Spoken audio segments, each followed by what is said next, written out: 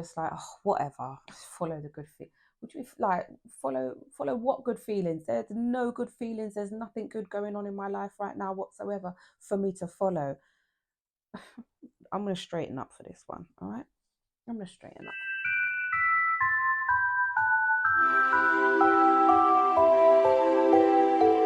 Say. And welcome back to my channel, Be Empowered with me, Empress of Emotions. Oh, messed up my lipstick there. And as you may or may not know, over here we are getting out of survival mode and going straight into thrive mode by snatching our power back and improving our emotional health. Well, the title says it all, really. There's this sickness, yeah, and this bad habit, and I call it a sickness because anything that you keep doing that isn't benefiting you, that isn't improving things, that isn't helping you in any way, it's just keeping you stuck, or it's keeping you in a loop and you're just going around and around like you're a hamster in a hamster wheel, but you continue to do it. You'll say, oh no, but I don't choose to do it. It's not that I'm choosing to do it, it's just how it is, and I don't really have a choice. Who's convinced you that you don't have a choice? Where along the line did you get convinced that you don't have a choice? You always have a choice. There is always going to be some kind of illusion when you believe you don't have a choice. There's an illusion there of some sort that is allowing you to believe that you don't have a choice.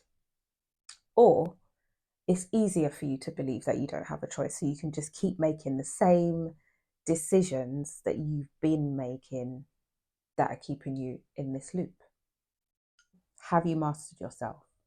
Have you taken the time out to master yourself? And when I say master yourself, I mean study yourself. You know, when you're thinking of your dream partner, the person that you would want to spend the rest of your life with, and the qualities they should have, and the things that you'd rather they didn't have, and the way you would like them to look, and the mindset you would like them to have you got that for yourself? Have you got that on lock for yourself? Because a lot of the times, a lot of us are looking for things like that outside of ourselves, but don't even possess it. So that's the first question. Just be honest with yourself. Don't judge yourself in doing it. These are for you to gain awareness on the areas that you need to work on. It's that simple. So that would mean having a look at the way that you criticize, the way that you watch yourself, the way that you talk to yourself, the things that you do that you don't necessarily like, and how you treat yourself for doing those things or participating in those things or being around those people or saying yes when you want to say no. Observe those things, observe those ways of being. Once you can observe them and you're aware of you in those situations, you're aware of the thoughts you have and create in those situations, then you can change them. You can create a different way or version of being that is more suited to who you would like to become, is to your more ideal way of being. And it's important to be able to look at yourself before you look at anybody else. It's important for you to be able to point the finger at yourself before you point it at anybody else. They always say when you point a finger at someone else, one finger is pointed at you, there are three pointed back at me. And we all know the song Man in the Mirror. That's where you need to start. There's been no lyric more accurate than those. You will spend time complaining, moaning, blaming, trying to evoke guilt. And it's become the story of why you're unable to thrive, of why things are how they are in your life, of why you are the way you are in your life. It is something that can be worked through if you will allow yourself to believe for even a second that things can get better, that things can be different, that you can imagine and create a completely different life to something that you feel was unfairly and unjustly served to you without your permission, without you asking for it. There is a beauty in suffering. that can only be seen when we get our emotional health up to par and we stop accepting and allowing things that we do not want. So instead of the familiarity and the excuse of being able to use cause and effect as your argument for reacting, think for a moment. Just a moment. You just be quiet and you think and you observe the entire situation, including yourself. Imagine you just had a bird's eye view of what was going on and you're just observing everything. And you take a moment and you think, how would I like to respond in this moment? Do I even need to respond in this moment? That's another one. Is sometimes you just don't even need to say anything. But having said that, brings me on to my next question. Do you have control over your own mouth? Do you have control over what comes out of your mouth? We can eat well, we can drink our water all day long, and we can take vitamins and do whatever else you feel, go to the gym adds to a good lifestyle, right? But if what comes out of your mouth is trash, what is in your mind and your thoughts is trash, then yeah. How many times have you been in situations where you've said something, you've just gone for it. You don't even take a moment to breathe. You're just talking. You ever been around those types of people? They are just going for it. They're just talking and talking and talking. Or let's use this one. This is a very good one, especially for the ladies. When you want to be heard, he's not responding to your messages. He has not even, probably not even looked at the phone, probably not even look after the fourth message. He's not even looking at the phone anymore. He's just getting on with his day because you're just ruining the energy. You're just doing way too much. You then decide to write like a sonnet, a mini novel, a book via text message. That's what you decide to do. If he responds, he will respond to maybe one part of your message, like one small part of your message, and then you feel violated, you feel disappointed, you feel even more irritated that you just spent all that time making about 50 points and he only picks out one.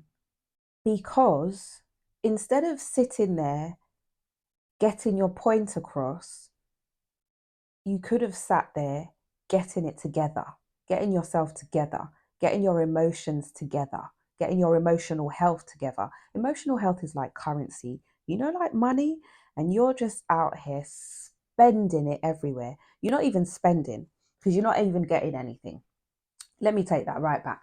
You're not even spending, you're just giving it away. You're just throwing it away. You've opened the window and you're just throwing money out of the window. That's what you're doing. That is effectively what you're doing. And every time you do that, not only are you affecting your emotional health, which for some reason a lot of people do not take seriously. It's like some sort of new age terminology that we don't even take serious. Having a heightened sense of emotional health allows you to better deal with your emotions, both in the way you process them and in the manner that you express them. Because when your emotions are compromised, that starts off a chain of events within the nervous system. And just because we can't see it, obviously we feel it, but just because we can't see it, I believe anyway, is why people abuse it so much. And I'm not talking about somebody else doing things to abuse you and your nervous system. I'm talking about you allowing those things to happen, to be constantly abused. And sometimes, unfortunately, and sadly, actually, those feelings are familiar because there has been such a cycle and a chain of events that have kept you in a space where your emotions are neglected, they're taken for granted, they're not protected, they're not nurtured, they're not respected. That when it does feel good, when they are being nurtured, protected, and everything that I just said in a positive manner, it almost feels so unfamiliar that you go back, or you prefer being in what feels familiar, even though it's so negative and detrimental. When our emotions are compromised in a certain way, this can lead to stress, anxiety, depression, and other mental disorders that can have a vast range of negative impact on our lives. And why does it have a negative impact on our lives? Because it has a negative impact on our nervous system. You may not be able to see it, but you can feel it. And I'm going to keep saying that because that's what emotions are. They're indicators within the body that let you know, hold on, something's either really, really great here or something is really, really off here. And it is your job, it is your work, it is your responsibility to listen to that, to interpret that, to get to know that, to get in tune with that, so you can behave appropriately, so that you can respond appropriately. I mean appropriately, so that you can hold your head up high with dignity, one, and two, so that you can be an example. Chronic stress, for example, chronic stress will have your cortisol levels through the roof. That is the stress hormone. The big issue with that is that it can then disrupt neural pathways. So if you're anyone that listens to affirmations, it's like building negative affirmations within yourself. So you then have to go back in, disrupt that again with brand new affirmations that actually build you up, make sense, are uplifting, and rewire all of that mess that's been caused. There are some people who have been exposed to situations that no one should have to be exposed to. When they experience anything similar, within themselves, there's a feeling, there's that neural pathway that lights up, that reminds them of the last time they were in a situation similar. It will bring up the same feelings. It could be a smell, it could be any kind of sensory thing. It brings up the same feelings, the similar thoughts, and how that person reacts. You know, it could be anything. It could be something like it may cause their body to start shaking. That's the neural pathway that has been formed because of something that someone has experienced. It then causes the body to react, and it's then that person's responsibility to form new neural pathways, to create safe spaces. Well, how do you create safe spaces? Follow the good feelings. And I know that sounds so simple and just like, oh, whatever, follow the good feelings. Would you like follow what good feelings? There's no good feelings. There's nothing good going on in my life right now whatsoever for me to follow. I'm going to straighten up for this one. All right. I'm going to straighten up for this one. I'm also going to get my tea because this is the only type of tea I indulge in. I don't have time for the other types of tea. Don't nobody care. Oops, just kick the camera. It happened. Follow the good feelings. I remember when I heard this. I don't remember where I heard it. I really don't remember, but I loved it so much that I had to write it on the fridge so that I would see it whenever and often. And from the moment I wrote that on my fridge, it has never been taken off. If you don't have anything, not one single thing that you would class as good or positive in your life right now, then create it. You need to create it. You can go on your phone, you can look at things and ways that you would like to enjoy things. What would create some good feelings within you? What do you like? What do you want? How do you want your life to look? What types of things would you like to experience? Start with just imagining things being better. Start by watching a comedy, something that's going to make you laugh. That's a good feeling. Whatever can evoke and create good feelings within yourself, do that. If there's absolutely not one thing in your life that you can cling to, then you're going to have to create it. That's how you're going to have to start this. And in doing so, you will start to notice the vast contrast between the things that you really do see as feeling good and the things that really they don't make you feel so good. And that could come in the form of people, places, activities, etc. It's your job to decide whether you are going to allow yourself to be put through those things anymore. Do you respect and honor yourself enough to stop doing certain things, to stop accepting certain things, to stop allowing certain things? I'm smiling because I almost got so tongue tied there, but we're going to keep it going. To stop allowing certain things, to stop reacting to certain things. You know, when you react, people are just feeding off of your energy. Another video, but please stop doing that. Be quiet. Just and leave if you have to. Just leave. Just walk away if you have to. There was a video that I saw the other day. It was going around, so you might be aware of it, where this young lady, they were on a panel, and this young lady said something like, how much disrespect, something like this is not verbatim. How much disrespect should I tolerate from a friend or family member before I cut ties or walk away? And the gentleman answered, how much poison shall I drink before I die?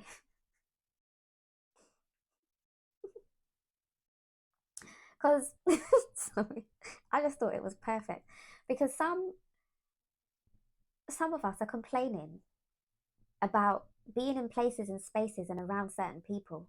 And immediately, when we're in those places and spaces, our nervous system has an alarm. You feel it. You feel when the alarm is going off. And oh boy, does it go off. Does your body not stiffen? Do you not wish you could be anywhere else but there? When they talk, do you even listen? Do you want to hear it? Do you even like the sound of their voice? I can I remember getting so fed up with a certain individual in my life. I didn't even want to hear their voice.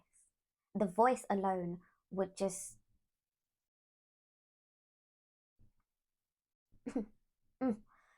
I had to end it there, guys, but come back and join me for the next part.